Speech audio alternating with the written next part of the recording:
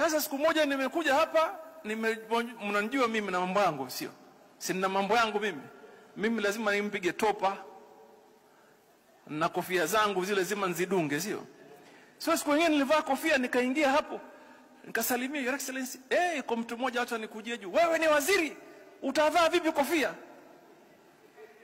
Nikamwangalia huyu, vipi huyu? Yaani katika yote ameona kofia.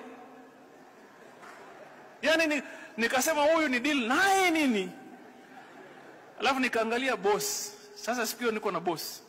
Kaangalia president ananiambia tu calm down man. Wachana hii story.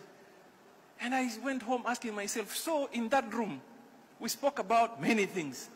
We discussed about real issues. Lakini huyo mtu aliona kofia tu. Siku ya pili nikaenda nikamsema leo ndio naenda na ile kofia sasa. Nikatafuta ile yenyewe sasa.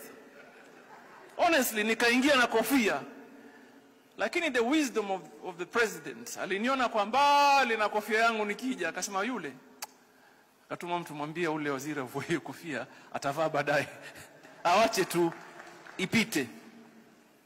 And that tells you kuna watu wanafikiria mambo in a different ways. Some that mean well for the larger community.